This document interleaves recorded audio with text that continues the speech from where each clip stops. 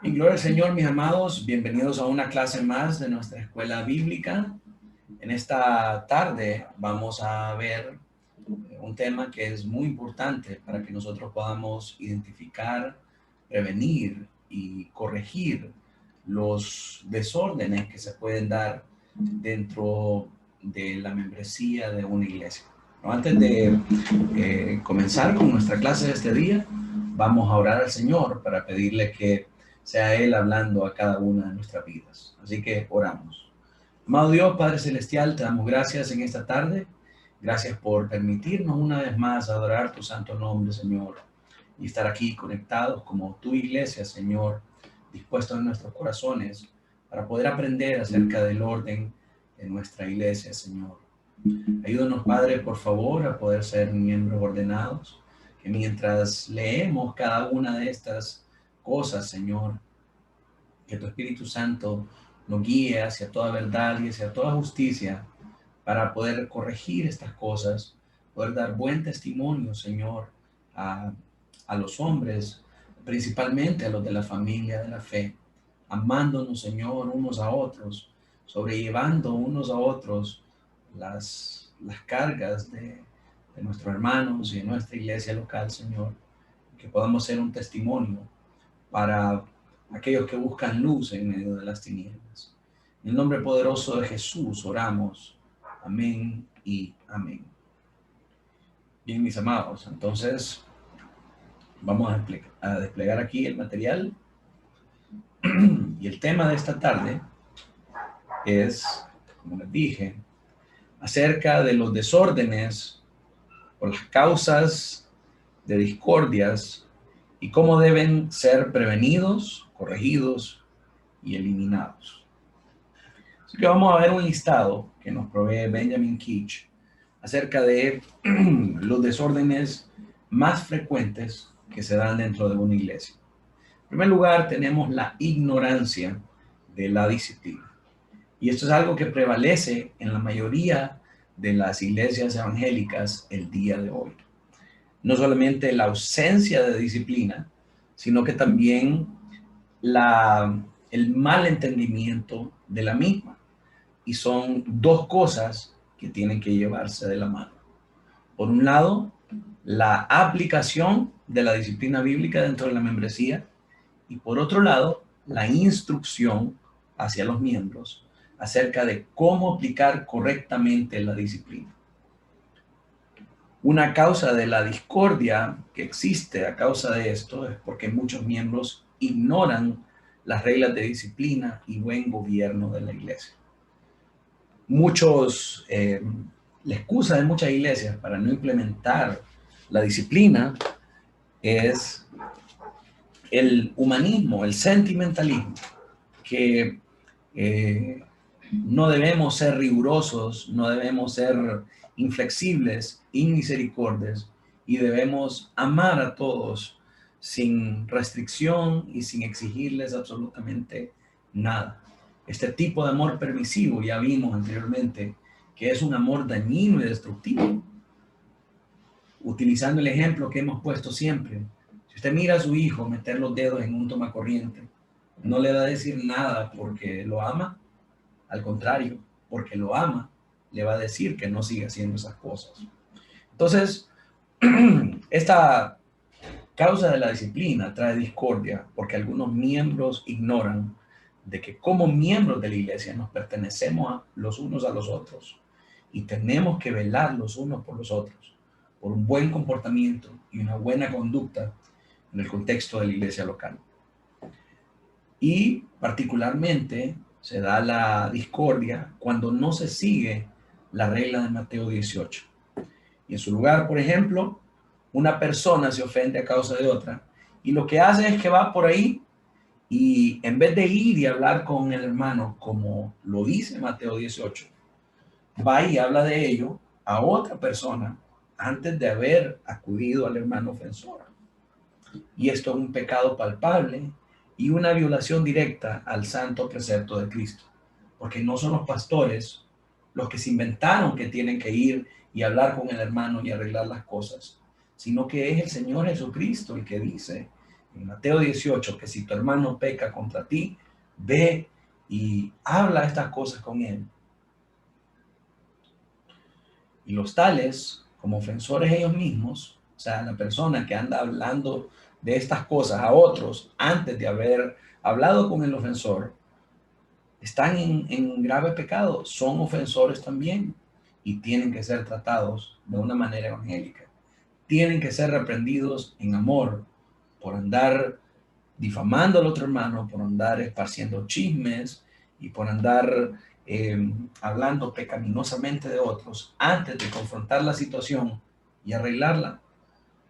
Para prevenir esto, la disciplina de la iglesia debería ser enseñada y los miembros deberían estar informados de sus deberes. Y uno de los deberes, hermanos, es poder arreglar las ofensas entre los hermanos, porque es un mandamiento que nos dejó el Señor Jesucristo.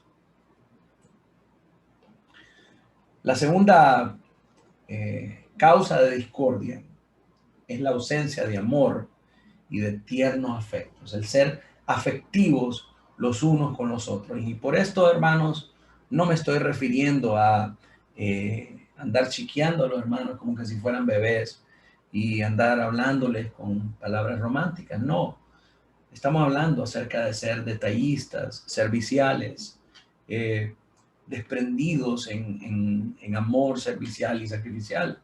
Y el mejor ejemplo de esto lo vemos en el Señor Jesucristo.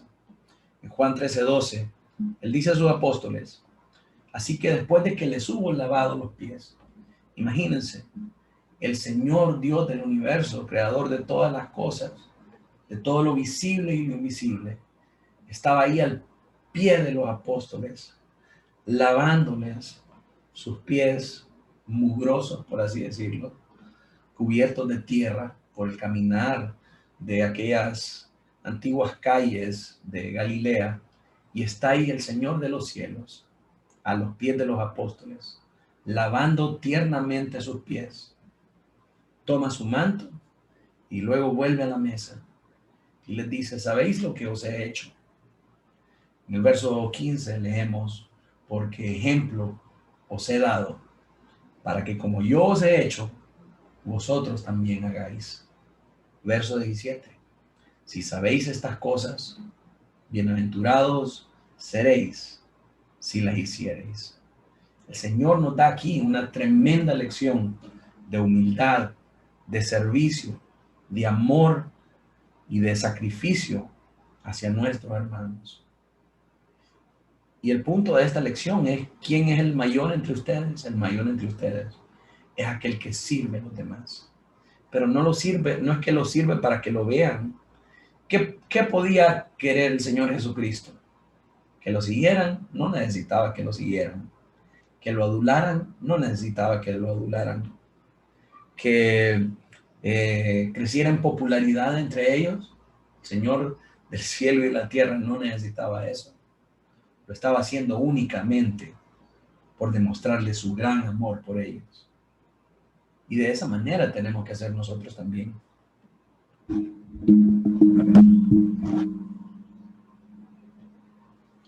Efesios 4:3 nos habla también acerca de el tipo de amor que debe de prevalecer entre los hermanos. Dice, solícitos en guardar la unidad del espíritu en el vínculo de la paz. Esta palabra solícitos en griego es espidazo, que significa enérgicamente.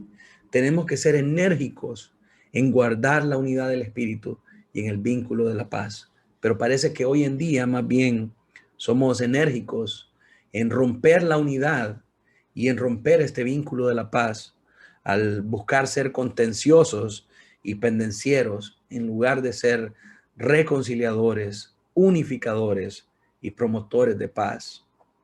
Efesios 4:31 dice, quítense de vosotros toda amargura, enojo, ira, gritería y maledicencia y toda malicia. Antes sed benignos unos con otros, misericordiosos, perdonándonos unos a otros, como Dios también os perdonó a vosotros en Cristo. Aquí entre nosotros, No puede caber aquella frase de que te perdono, pero no se me olvida. Te perdono, pero ya aprendí, ya te medí el pulso, ya sé cómo corre el agua contigo. Hay muchas de las otras cosas que uno dice por ahí.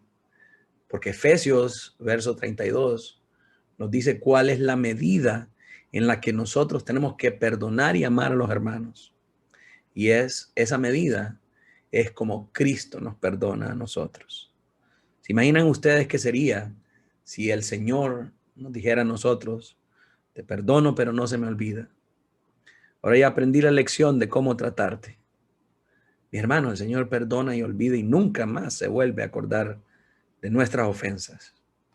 Asimismo, tenemos que amar a nuestros hermanos. La falta de este amor mutuo y de los afectos tiernos, serviciales y sacrificiales por los hermanos traen desórdenes en medio de la iglesia.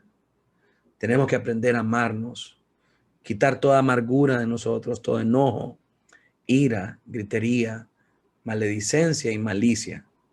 Nuestros corazones, por el medio en el que vivimos y por el tipo de sociedad en la que vivimos, están acostumbrados a guardar malicia, a pensar mal de todo mundo y a decir, si yo le doy mucho a este me va a pagar mal. La invitación de Cristo, hermanos, es amarlo aunque le pague mal. El apóstol Pablo expresa esta realidad en 2 Corintios, cuando dice, o 1 Corintios, no recuerdo el verso ahorita, vamos a buscar más adelante, pero dice, yo con el mayor amor, gastaré todo lo mío y aún me gastaré yo mismo por amor a sus almas, aunque amándolo yo más, sea yo amado menos.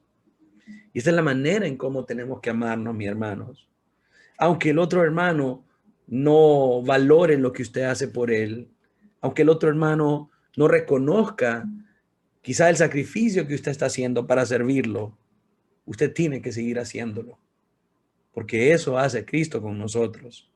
Aun cuando nosotros no le reconocemos y aun cuando nosotros ni siquiera le agradecemos ni le determinamos. Ese es el amor que tiene que prevalecer entre nosotros. Tenemos que ser solícitos en guardarlo. Efesios 5:2 también nos dice, y andad en amor.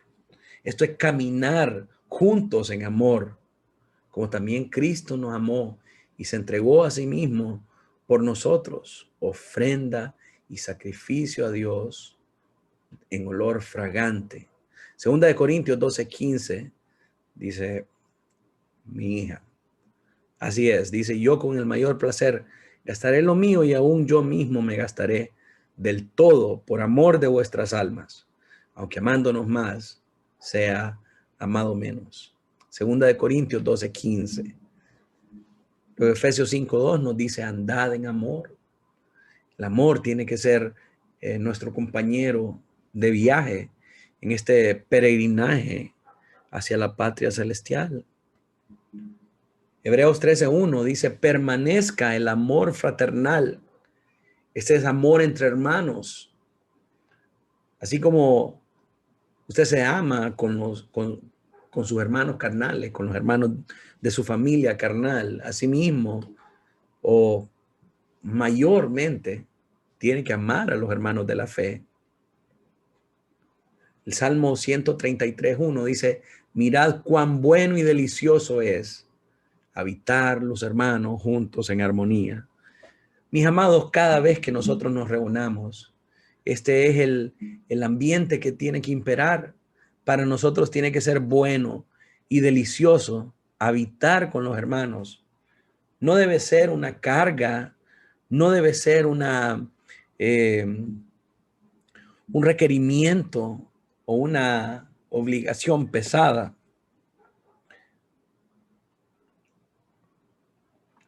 Tiene que ser algo delicioso y bueno. Tenemos que añorarlo y tenemos que atesorarlo cada vez que estamos juntos. Santiago 3:16 dice, porque donde hay celos y contención, ahí hay perturbación y toda obra perversa. donde prevalece este ambiente de celos y de contención, ahí hay desórdenes. Una iglesia que no muestre este amor y estos tiernos afectos no puede ser una iglesia ordenada. Es una iglesia que anda en desorden. Cuando no hay amor entre los hermanos, lo que prevalece son los celos y la contención. Esa es una iglesia con perturbación, de la cual procede toda obra perversa.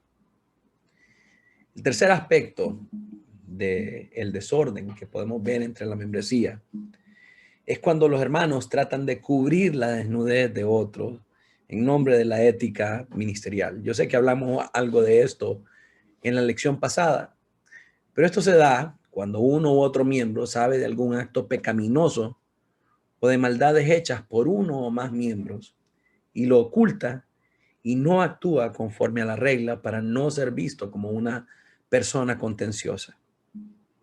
Estos son aquellos que dicen, no, hermano, yo no quiero problemas. Yo sé qué es lo que pasa ahí en ese hogar, pero yo no quiero problemas. Yo no quiero ser acusada de chismosa, o yo no quiero ser acusado de chismoso. Yo no quiero ganarme la enemistad de estos hermanos.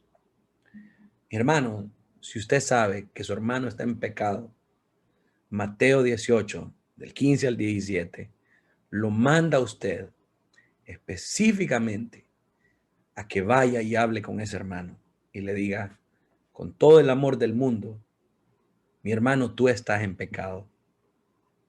Tú necesitas arrepentirte. Porque no decirle nada y callar estas cosas y cubrir su desnudez no es amarlo. No es tener este tipo de amor del que estamos hablando. No es amarlo, no decir nada, quedarse callado. Mateo 18:15 nos manda a hablar. Y cuando usted no lo hace, puede llegar a ser partícipe de pecados ajenos. Usted es tan culpable como la persona que está en adulterio del que usted no quiere decir nada al respecto. ¿Por qué es culpable? Porque permite que el nombre de Dios y el de la iglesia sea mancillado al permitir en medio de su membresía a un hermano que está viviendo en pecado. Y todo por negligencia.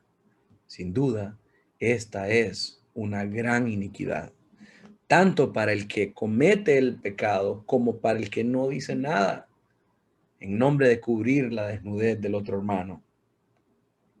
Recuerdo que hace unos años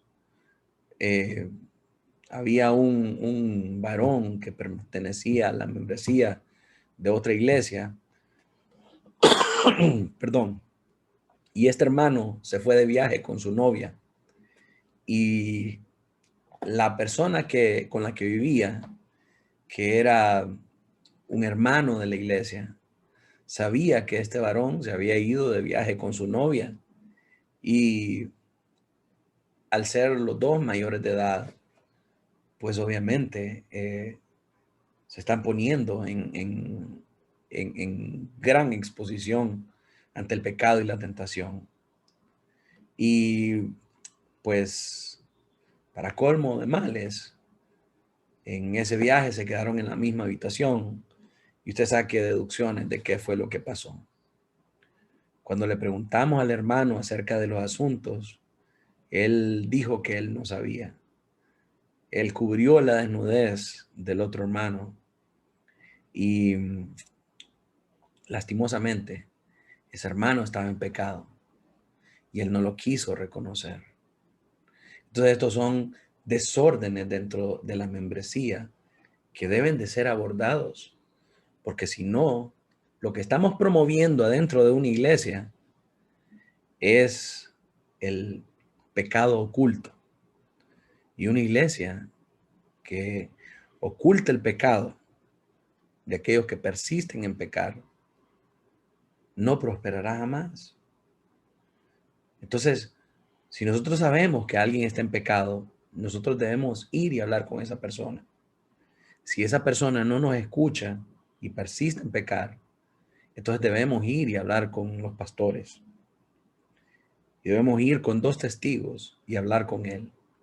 Y si esa persona persiste en pecar, entonces debemos de presentarlo ante la iglesia para que se avergüence y deje de hacer esas cosas.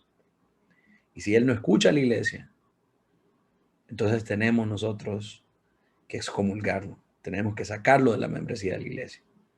Eso es lo que el Señor Jesucristo nos llama a hacer. No a estarle solapando los pecados. Vemos ejemplo de esto en Hechos 5:3. Ananías silenciosamente vendió una propiedad y para no dar lo que había acordado a la iglesia por la venta de esa propiedad, dijo que la había vendido en menos. Y Pedro no viene y cubre la desnudez de Ananías, sino que por el contrario, va y lo confronta. Le dice a Ananías, ¿por qué llenó Satanás tu corazón para que mintiese al Espíritu Santo y sustrajeses del precio de la heredad? Verso 8. Entonces Pedro le dijo, dime, ¿vendiste en tanto la heredad? Pedro lo confronta hasta sacarle la verdad. Esto es a su esposa, a Zafira. Y ella dijo, sí, en tanto. Y dijo, sí, Pedro, es verdad. Nosotros mentimos. Y cuando vemos esto, debemos recordar en Levítico 19:16, donde dice, no andarás chismeando entre tu pueblo, no atentarás contra la vida de tu prójimo. Yo, Jehová. En el verso 17 dice, no aborrecerás a tu hermano en tu corazón, sino razonarás con tu prójimo para que no participes de pecado, de su pecado. Muchas veces nosotros pensamos que evangelizar, predicar, solamente desde un púlpito o solamente es a los inconversos. Cuando la realidad es que en nuestro día a día, como cristianos, miembros de una iglesia, la mayor parte de la exhortación, de la predicación y de la enseñanza la hacemos entre nosotros, la hacemos entre unos a otros. Cuando nos animamos y exhortamos a no pecar, cuando nos animamos y nos exhortamos a abandonar aquello que no agrada al Señor. Primera Timoteo 5:22 le dice Pablo a Timoteo, no impongas con ligereza las manos a ninguno, ni participes en pecados ajenos. Consérvate puro. Mis hermanos, cuando no hacemos nada, cuando callamos el hecho de que sepamos que alguien está pecando, nosotros estamos participando de pecados ajenos. Y debemos saber que al participar de pecados ajenos, Dios nos juzgará por eso. Parte de nuestra labor y nuestro llamado para vivir en santidad es ser libre de nuestros pecados. Y eso incluye también ser libre de los pecados ajenos. El cuarto desorden al que nos apunta el material es cuando un anciano o la iglesia se hace de la vista gorda ante los pecados de los demás. Cuando un anciano o una iglesia sepa que algunas personas son escandalosos en su vida y aún así lo sobrellevan o actúan en complicidad con ellos, ellos están participando de la vida desordenada de ellos. Tenemos como ejemplo Ofni, Fines y Nadab y Abiú. Son 4 personajes. Los primeros 2 son hermanos, hijos de Elí, el sumo sacerdote de Israel, en tiempos de Samuel y el rey Saúl. Y Nadab y Abiú, también hijos de Aarón, el sumo sacerdote de Israel, en tiempos de Moisés. Y ambos pecaron grandemente contra el Señor, a vista y paciencia de su padre, el sumo sacerdote. Y vemos en la Escritura que tanto Elí como Aarón no hacen nada para prevenir a estos varones de actuar impíamente. Y si hacen algo, como en el caso de Elí, es una amonestación demasiado ligera. Miremos, por ejemplo, el caso de Ofni y Fines, los hijos impíos de Elí. Dice 1 Samuel 2:22. Pero Elí era muy viejo y oía de todo lo que sus hijos hacían con todo Israel, y cómo dormían con las mujeres que velaban a la puerta del tabernáculo de reunión. Y les dijo: oiga el gran regaño de Elí. ¿Por qué hacéis cosas semejantes? Porque yo oigo de todo este pueblo vuestros malos procederes. No, hijos míos, porque no es buena fama la que yo oigo, pues hacéis pecar al pueblo de Jehová. Si pecar el hombre contra el hombre, los jueces lo juzgarán. Mas si alguno pecare contra Jehová, ¿quién rogará por él? Pero ellos no oyeron la voz de su padre, porque Jehová había resuelto hacerlos morir. Elí tenía que haberlos cortado el sacerdocio, tenía que haberlos expulsado y tenía que haber sido más enérgico en su reprensión. Por lo que hace Elí y las palabras que les dice, lejos de estar enojado, parece que está orgulloso de la virilidad de sus hijos. ¿Verdad? Y esto es lo que crea desórdenes en medio de las iglesias. Hay lastimosamente un dicho que dice: hijo de pastor, lo peor. Y esto sucede en el contexto de nuestras iglesias, porque generalmente los pastores se hacen de la vista gorda de lo que están haciendo sus hijos principalmente. Y esto no debería de ser así. Los pastores deberían de ser los primeros en corregir a sus hijos cuando estos ya tienen edad para saber lo bueno y lo malo. Yo les he contado el ejemplo de John Piper con su hijo. John Piper es uno de los casos más impresionantes acerca de esta integridad bíblica, porque después de haber seguido el procedimiento de disciplina con su hijo, finalmente la iglesia lo terminó excomulgando y él personalmente tuvo que oficiar la excomulgación de su hijo. Y eso es lo que tenemos que hacer los pastores. Antes que ser padres, antes que ser hijos, somos hijos de Dios. Y tenemos que dar cuenta de nuestro sacerdocio al Señor. No podemos hacernos de la vista gorda ante esto. Está el caso de Nadab y Abiú, que ofrecieron fuego extraño. Levíticos 9:24 vemos que dice: y salió fuego de delante de Jehová y consumió el holocausto con la grosura sobre el altar. Y viéndolo todo el pueblo, alabaron y se postraron sobre sus rostros. Usted mira acá que es el fuego de Jehová el que desciende y consume el holocausto. De ese mismo fuego se encendían los incensarios para ofrecer incienso delante del lugar santo. Acuérdese usted que el templo antiguo estaba compuesto de 3 partes. En la parte de afuera estaba el altar del sacrificio. En este altar se ponía la ofrenda sacrificial, que era la vaca que traían para ser sacrificada, o el cordero, se ponía ahí en el altar, y entonces esto estaba en el exterior, en el atrio, al aire libre. Entonces, el fuego de Jehová bajaba y lo consumía. Entonces, de ese fuego que había sobre el altar, ellos llenaban los incensarios para entrar hacia el lugar santo, que era la primera recámara interior del templo. ¿Sí? Entonces, el fuego que contenían los incensarios era del fuego del sacrificio que Jehová había encendido en la parte de afuera. ¿Sí? Los incensarios preparaban el camino para que el sumo sacerdote entrara hasta el lugar santísimo, que era el tercer y último cuarto, o la tercera y última recámara que había en el templo. Y en esa última recámara estaba el arca del pacto y habitaba ahí la presencia misma del Señor. Pero estos impíos, mire lo que hacen en el siguiente capítulo, Levítico 10.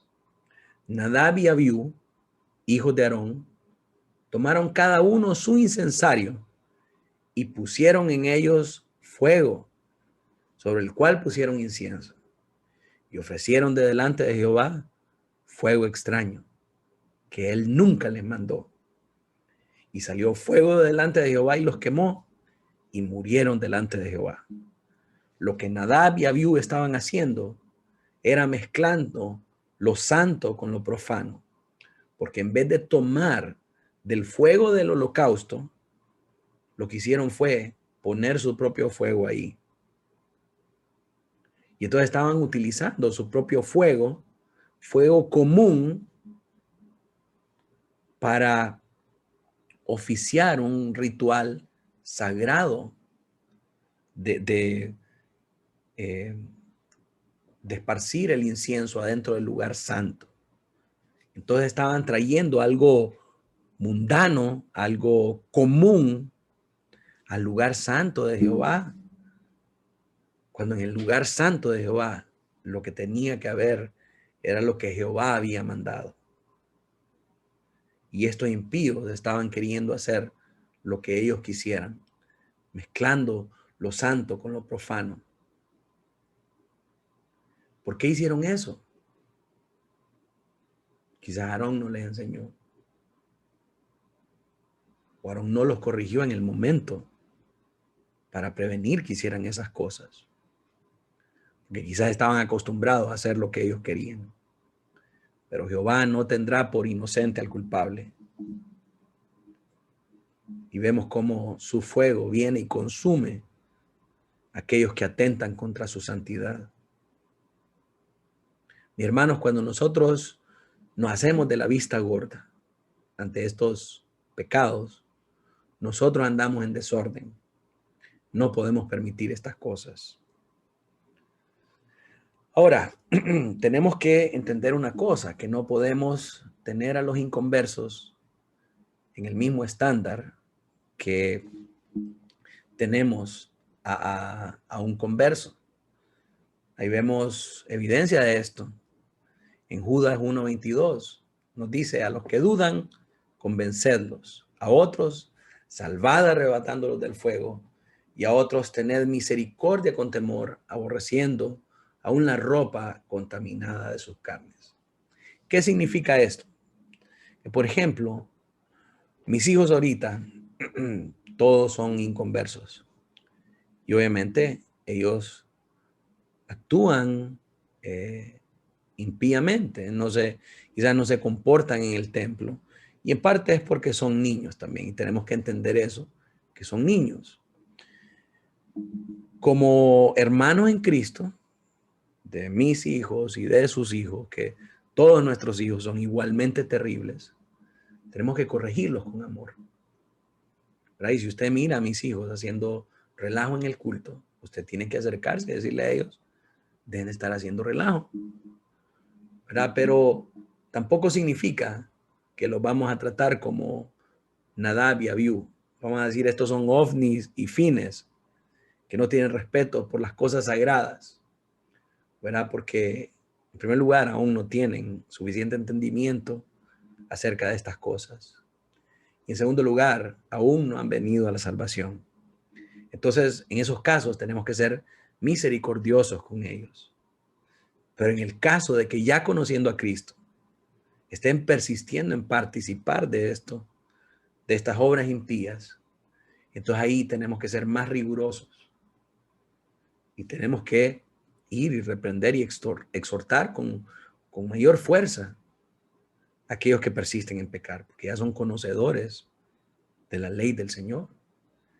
Y debemos ser mucho más rigurosos cuando una persona es convertida que cuando no es convertida. Aunque también tenemos que llamar a los inconversos con la misma intensidad, con esa misma solicitud a que se arrepientan.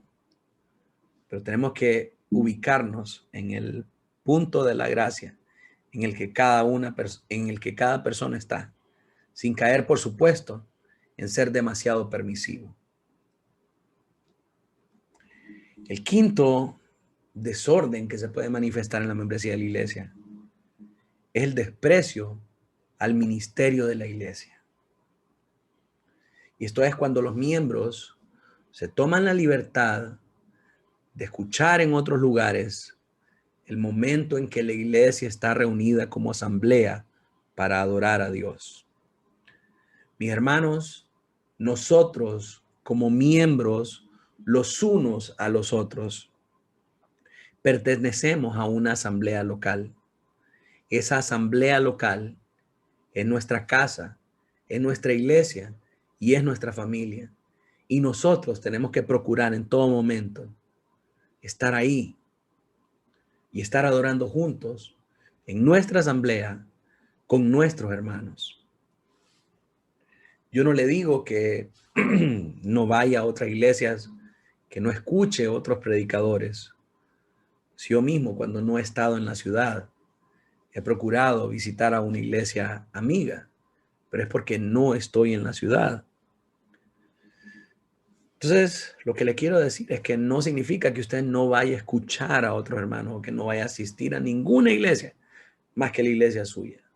Lo que le estoy diciendo es que cuando la iglesia tenga sus reuniones, cuando la iglesia tenga sus asambleas, usted, como miembro de este cuerpo local, como miembro de esta asamblea, tiene la responsabilidad y la obligación de asistir a esta asamblea. Este es su lugar y esta es su casa. Recuerdo que hace unos años me topé con el caso de una joven que participaba en brigadas médicas religiosas, ¿verdad?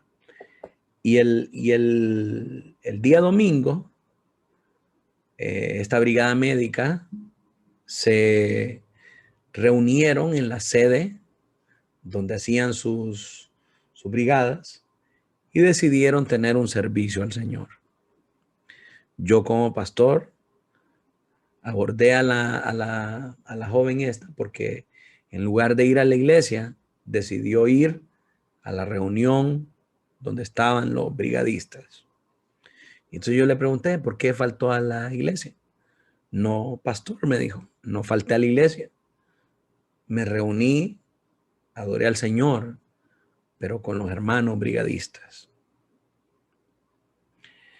Me dice, no creo que haya ningún problema porque estoy siempre conectada con el cuerpo de Cristo. Sí, en parte eso es cierto, pero como miembro de una iglesia, como miembro de un cuerpo local, es tu deber y tu responsabilidad estar en tu iglesia, principalmente en el día del Señor o cuando tengan cualquier otra reunión. ¿Por qué razón? Porque aunque te pudieras reunir en otra iglesia, esta otra iglesia no vela por la salud de tu alma. Esta otra iglesia no tiene ninguna responsabilidad para orar por tus necesidades, para estar pendiente de ti, para amarte como te ama tu iglesia local. Entonces es un terrible pecado despreciar el ministerio de tu propia iglesia cuando tu iglesia está reunida. Y un miembro que deliberadamente falta a la asamblea de su iglesia local para asistir a otra sin ninguna razón justificable está en flagrante desorden y está pecando contra sus hermanos. Cuando hace eso, está quebrantando el pacto con la iglesia. Y este tipo de actitudes puede hacer que cualquier iglesia se disuelva pronto. ¿Por qué? Porque si uno lo hace, quiere decir que todos lo pueden hacer. Entonces imagínense que un domingo cualquiera, todos decidamos ir a otra iglesia. Ah, no, yo voy a ir a la Pierre hoy voy a ir a la Privas, hoy voy a ir a la Segunda, hoy voy a ir a Ebenezer, etcétera, etcétera. ¿Quién se reúne en nuestra iglesia entonces? Ah, no, pastor, pero es que si aquel que es miembro se toma la libertad de ir cuando a él le parece, a escuchar a otro predicador, porque le gusta cómo predica en lugar de usted, entonces nosotros también podemos escuchar a nuestro predicador de preferencia. Esta libertad hace que aquellos que son oyentes se alejen y se muestren desafectos con la doctrina que se enseña en nuestra iglesia, sabiendo que los que faltan deliberadamente para asistir a otras iglesias son miembros de la iglesia. Y si los miembros pueden hacer eso, con cuánta más razón aquellos que solamente son visitas. Así que, hermanos, los exhorto en el nombre de Cristo que no se haga esto. Y cualquiera que sepa quiénes son los que se toman estas libertades, deben revelarlo a la iglesia, no al pastor, a la iglesia, para no participar de pecados ajenos. Mis hermanos, no hay ninguna restricción para que nosotros escuchemos a aquellos que son sanos en la fe.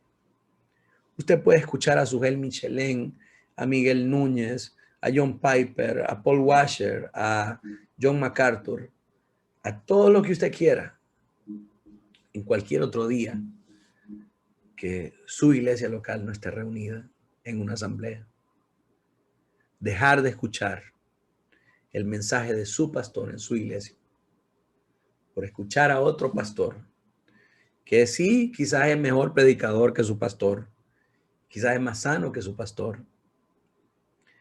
Eso es un grave desorden. ¿Por qué? Porque usted está despreciando el ministerio de la iglesia. No debemos permitir que esto suceda. En Hechos 4:23 nos dice que la iglesia tenía este sentido de la identidad. Dice, y puestos en libertad, vinieron a los suyos y contaron todo lo que los principales sacerdotes y ancianos les había dicho. Existía esta unidad en la que compartían lo que sucedía entre ellos solamente entre su asamblea. No andaban yendo a todas las otras asambleas. Cada quien se reunía con su iglesia local. La sexta causa de desorden está relacionada con esta anterior y es la contaminación que viene por escuchar predicadores no sanos. La libertad que algunos se toman para escuchar a hombres que están corrompidos en sus juicios y así absorben nociones no sanas y también luchan por destilarlas e introducirlas en las mentes de otros como si fueran de gran importancia. Esto hace que el arminianismo y el socianismo y cuantas doctrinas más se metan en nuestras iglesias y causen grandes problemas y desorden.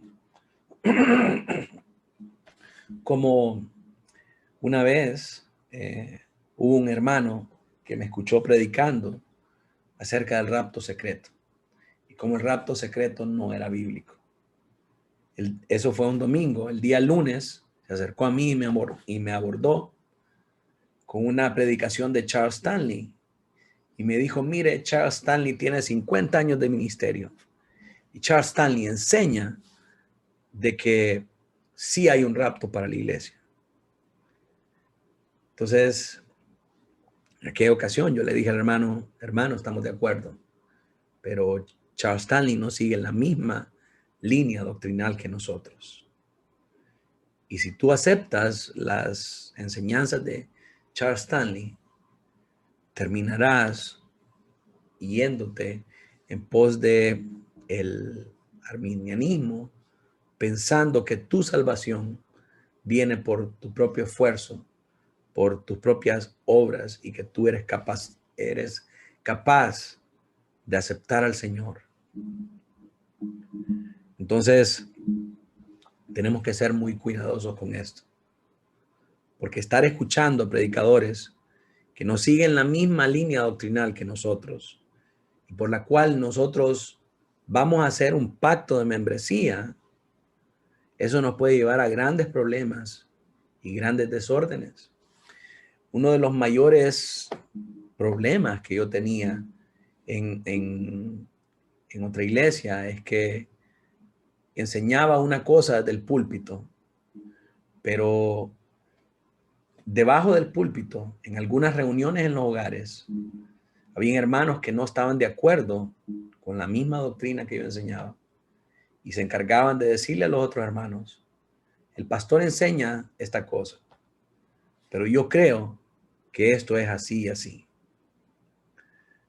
Y mis hermanos, cuando hacemos eso, cuando entre nosotros no existe esa unidad y esa aprobación de la verdad, realmente nos convertimos en iglesias desordenadas y en miembros desordenados. Es por eso que es muy importante que conozcamos la doctrina de nuestra iglesia y lo que nosotros enseñamos para que todos estemos de acuerdo en estas verdades. El arminianismo, para aquellos que se están preguntando, es la doctrina promovida por Jacobo Arminio en contra de Juan Calvino, que enseña que el hombre no es depravado, sino que hay algo de bondad en él, que nace bueno, pero que se deprava en el camino, y que este superhombre tiene la capacidad de renunciar por sí mismo al pecado y salvarse a él mismo, decidiendo por Dios. El socianismo es una doctrina también herética de los primeros siglos de la iglesia que niega la Trinidad, ¿verdad? Y cuando nosotros nos ponemos a escuchar a muchos predicadores, corremos el riesgo de caer en esos errores.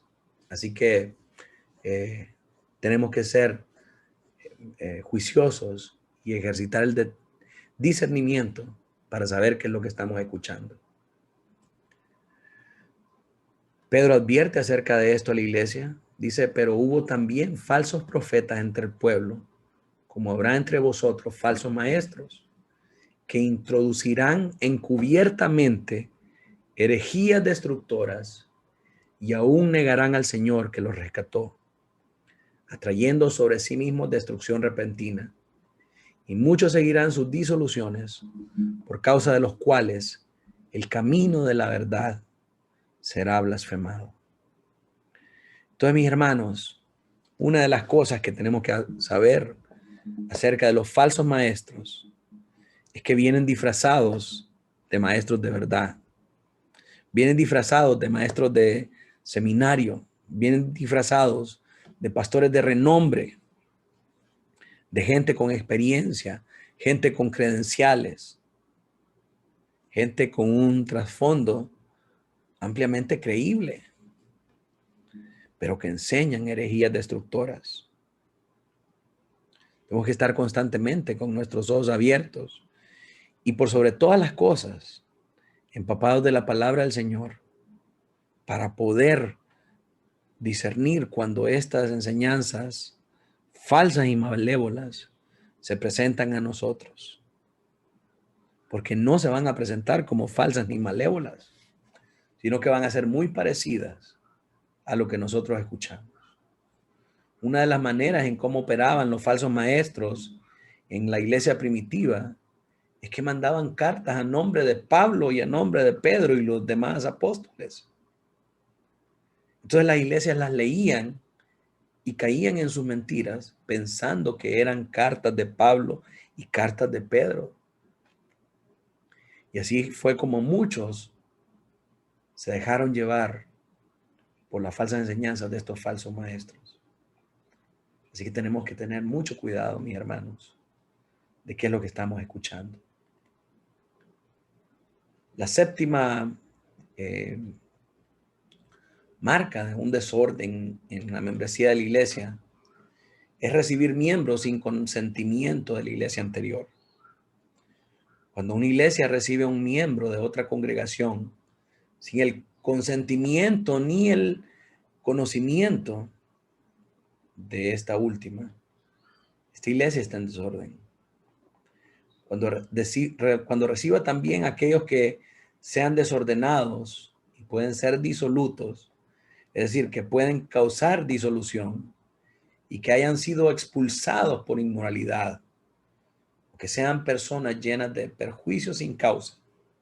Estos son aquellos que andan saltando en iglesia y dicen, no es que me vine porque los pastores no son amorosos, o la gente no es inclusiva, no recibe a otros que no sean los de la argolla, o en la iglesia no había aire acondicionado, las butacas eran muy duras, no había parqueo, era muy inseguro.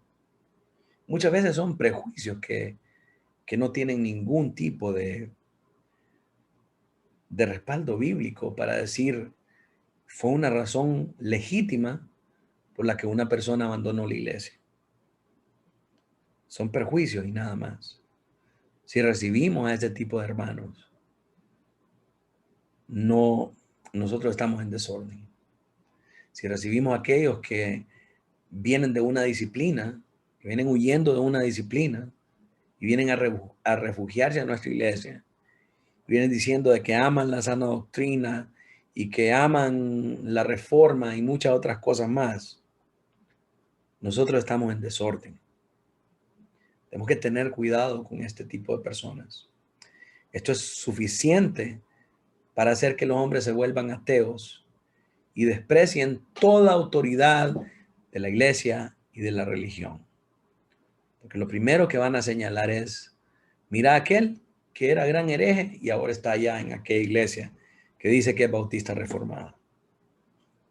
Si esto hace que la gente hable y que la iglesia pierda toda credibilidad, que la religión de Cristo sea mancillada.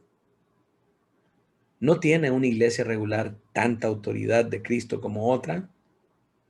Si nosotros reconocemos como buenos bautistas la autonomía de una iglesia local y que cada iglesia local es depositaria de la autoridad de Cristo, y al recibir miembros que salen desordenadamente de sus iglesias, nosotros estamos desestimando esa autoridad que tiene la iglesia de donde salió ese miembro. Y solo estamos considerando la autoridad nuestra. Cuando no consideramos la autoridad de la otra iglesia, estamos desestimando la autoridad de Cristo. Por lo tanto, estamos siendo una iglesia desordenada. La octava marca, vamos a ver cómo vamos de tiempo, ya casi terminamos. La octava marca es cuando una iglesia es demasiado liberal o floja para recibir miembros. Cuando no hay ningún tipo de filtración, cuando no hay ningún tipo de entrevista ni de requisito para recibir otros miembros, sino que se recibe a todo mundo y se regala la membresía como que si fuera arroz. Pero esto es como vemos en las megas iglesias, que hacen la pregunta, ¿quién quiere recibir cobertura? El que quiera recibir cobertura, que venga al altar. Y ahí vienen secuestradores, extorsionadores, prostitutas, adúlteros, de todo tipo de personas. Y mis hermanos, la membresía de la iglesia es algo delicado. Ser miembro de la iglesia es algo que requiere nuestra mayor consideración. Cuando los miembros son recibidos sin el consentimiento general de la iglesia, o antes de recibir una buena satisfacción de sus vidas y conductas piadosas, no podemos estar metiendo a cualquier persona en la membresía.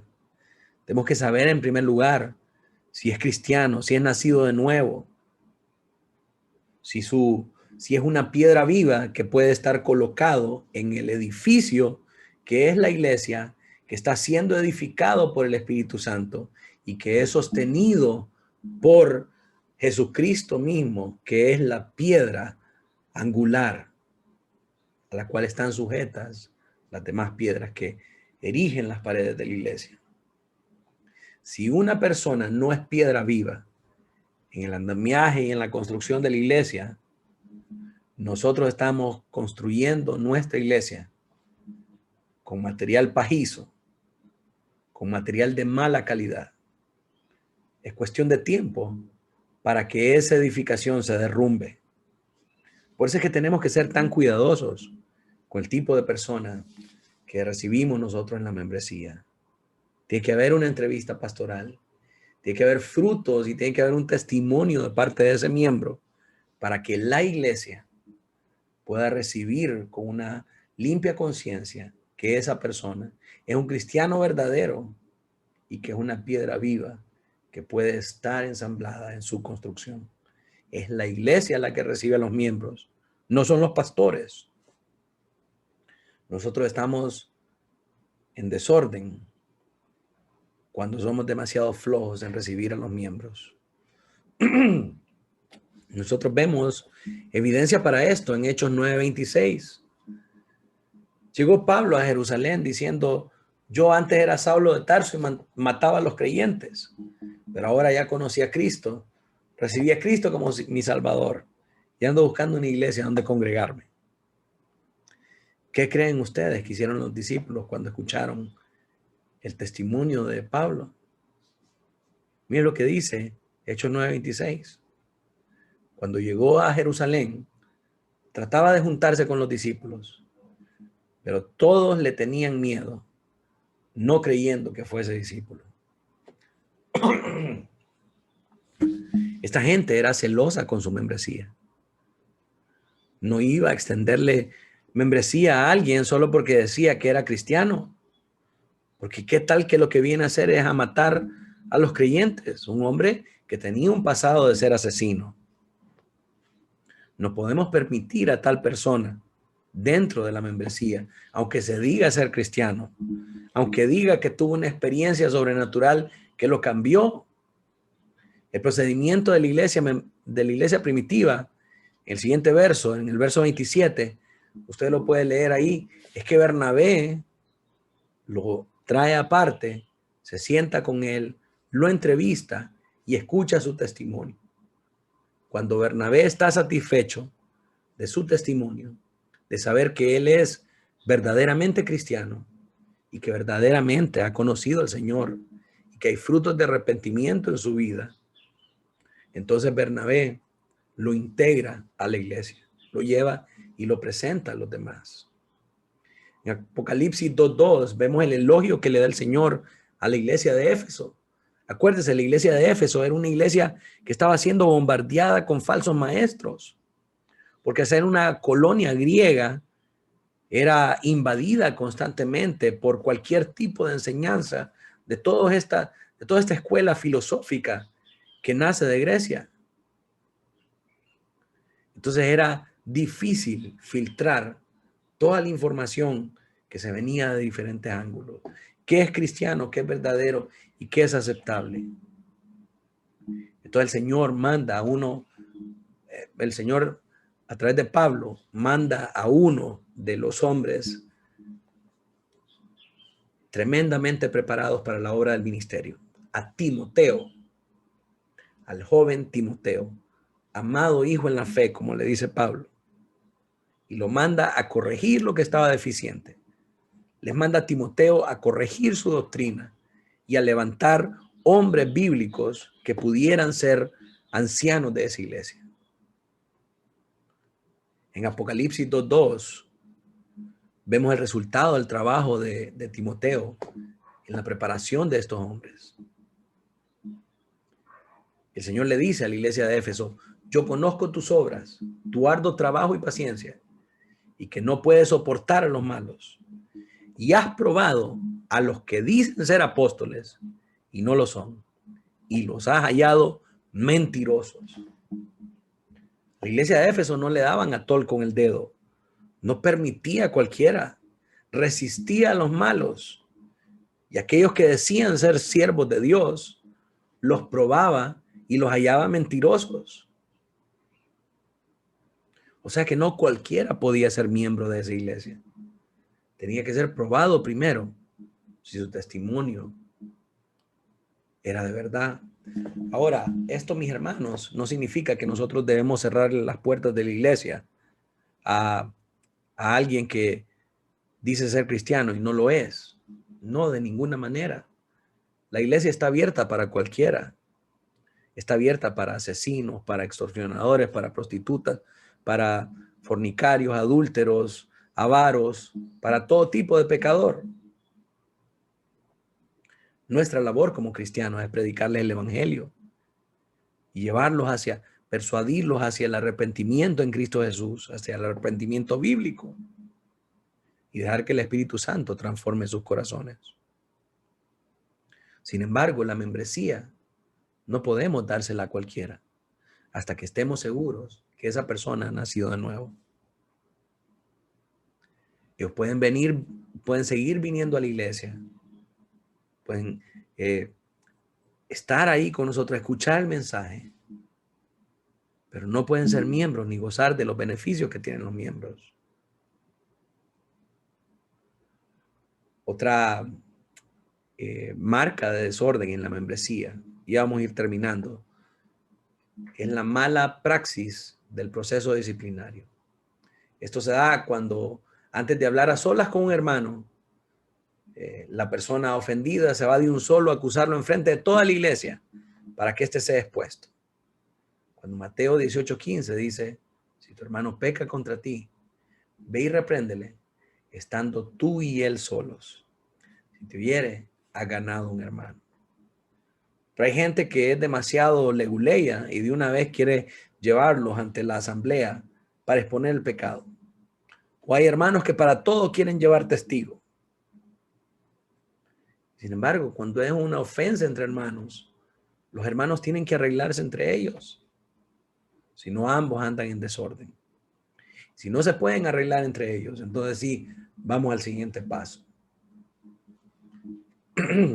Otra marca de desorden es cuando se emite un juicio con parcialidad. Esto es cuando se actúa en conveniencia con algunos favores por afectos. La palabra nos dice que Leví no debía reconocer padre o madre en un juicio. Vemos evidencia de esto en Deuteronomio 33:9. Quien dijo de su padre y de su madre, nunca los he visto, y no reconoció a sus hermanos, ni a sus hijos conoció, pues ellos guardaron tus palabras y cumplieron tu pacto. Tenemos que ser parciales en los juicios. Y mis hermanos, esto es algo que muchas veces es bien difícil para los pastores, porque queremos amar a todos los hermanos y a veces en medio de este amor y en medio pues tratar de abrazarlo y de conciliarlo, terminamos siendo demasiado permisivos o caemos en este lado de la parcialidad. Y cuando usted mire que yo o cualquier hermano está cayendo en este desorden de parcialidad, usted está llamado a poder exhortarme para ser imparcial en el juicio. De la misma manera como lo era Leví con su padre o su madre. Cuando se hacen juicios con parcialidad, una iglesia está en desorden. Y esto lo hemos visto en las grandes iglesias, cuando únicamente se favorece a aquellos hermanitos que ofrendan más, aquellos hermanitos que colaboran más con el pastor, que están en la argolla, decimos, ¿verdad? Y esto no puede suceder. Dios no hace acepción de personas. Por lo tanto, nosotros no debemos hacerlo tampoco.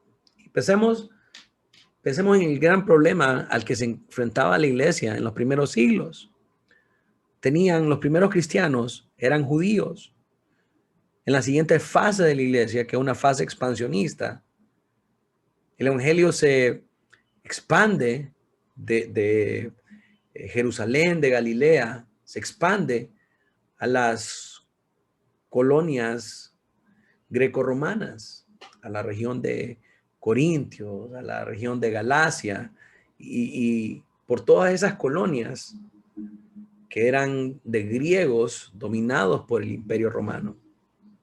Entonces estamos hablando de de una población gentil. Yo quiero que piense por un momento la dificultad que eso representaba para la iglesia que nació en Jerusalén, que eran judíos.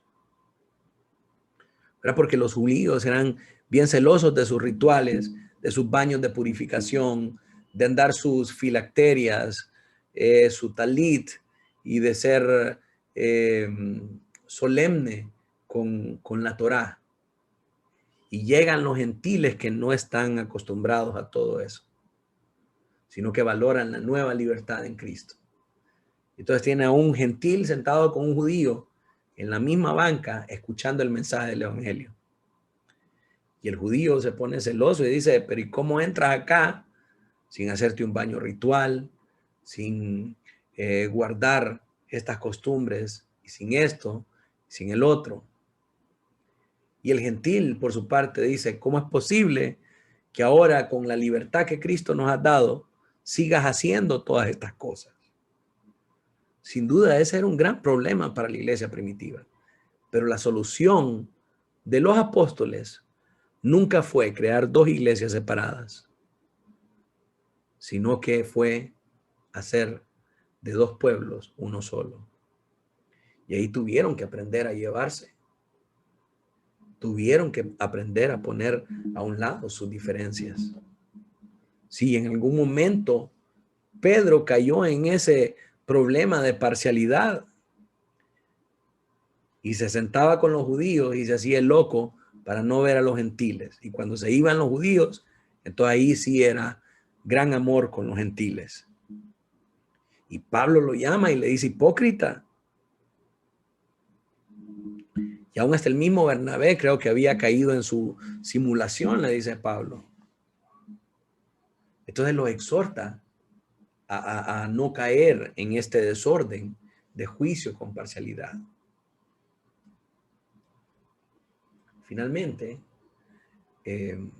para concluir esta primera parte de los desórdenes en la membresía de la iglesia, tenemos el desorden en la asistencia.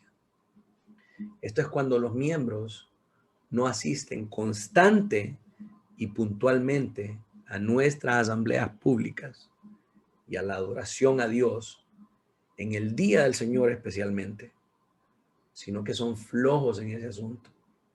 Este es un gran mal, mis hermanos, que tiene que ser corregido. El Salmo 63:1 nos dice, Dios mío eres tú, de madrugada te buscaré. Mi alma tiene sed de ti, mi carne te anhela, en tierra seca y árida donde no hay aguas. El salmista se levantaba muy temprano para buscar al Señor. Leemos también en Cantares 7:12. Levantémonos de mañana a las viñas, veamos si brotan las vides y si están en cierne, si han florecido los granados. Ahí te daré mis amores. También vemos la diligencia de la amada por enfocarse en la obra de la vid. Marcos 16:2, vemos la diligencia de las mujeres en ir a buscar a Jesús el primer día de la semana, que era el domingo. Dice, muy de mañana, el primer día de la semana, vinieron al sepulcro, ya ha salido el sol. El Salmo 119, 147, el salmista dice, me anticipé al alma y clamé, esperé tu palabra. Entonces, mis hermanos, es importante que en nuestra asistencia a la iglesia, en el día del Señor principalmente, seamos constantes y puntuales. Constantes significa que vayamos constantemente todos los días, que seamos convocados a asamblea. Hay hermanos que son como el cometa Halley, llegan un día y vuelven muchos días después. Y que estemos puntualmente. Tenemos que procurar, por amor al Señor, ser diligentes en nuestra asistencia y dar ejemplo y dar testimonio de que para nosotros el congregarnos como iglesia, el congregarnos como asamblea, es algo sumamente importante. ¿Qué haría usted si es convocado a una reunión donde sabe que va a estar algún alto mandatario, algún alto funcionario que usted admire? No le puedo decir el presidente porque sé que no todos le tenemos el afecto como para considerar estar temprano. Pero digamos que está el presidente de Estados Unidos, un hombre de respeto, alguien a quien admira, y le dicen, tienen una reunión en la Casa Blanca a las 10 de la mañana. ¿A qué hora llegaría usted a esa reunión? Sin duda trataríamos de estar desde las 9, si es posible, una hora antes, por cualquier imprevisto. Entonces, si somos así de considerados por un alto mandatario terrenal, ¿cuánto más deberíamos serlo por el Rey del Universo, por nuestro Padre y Creador? No demostramos nuestro amor, nuestra estima, nuestra reverencia y nuestro agradecimiento y nuestra adoración hacia Dios cuando somos flojos y negligentes en la manera en cómo asistimos a la asamblea de los santos. Y este es un desorden en la membresía que tenemos que prevenir y tenemos que trabajar, principalmente como hondureños, hermanos, porque es algo cultural. Pero ya estamos tan acostumbrados que hasta le decimos la hora hondureña. Pero como dice la palabra, en Cristo ya no hay judío, ni griego, ni romano, ni hondureño. Ya esa la agregué yo. Pero no hay ni hondureño. Nuestra cultura no está por encima de nuestra cosmovisión cristiana. Y tenemos que luchar, hermanos, contra eso. Tenemos que luchar contra la cananización del pueblo de Dios. Los cananeos son los que hacen eso. Nosotros tenemos que ser diligentes con la santa convocación que el Señor nos ha hecho para participar de la asamblea. Amén y amén. Mis hermanos, nos pasamos ahí unos minutitos, pero es el día del Señor y es una celebración para todos nosotros. Yo quisiera saber si hay alguna pregunta con respecto a este tema.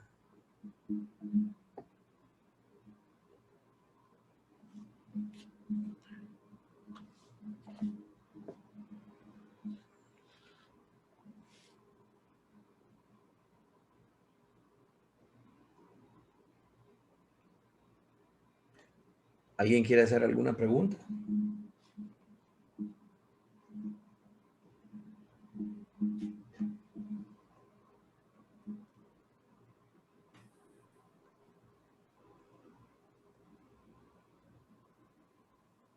Todo claro, pastor. Todo claro, ok. Bueno, mis hermanos, si no hay preguntas, entonces vamos a culminar este tiempo con una oración. Voy a pedirle a mi hermano Noé que nos dirija en oración.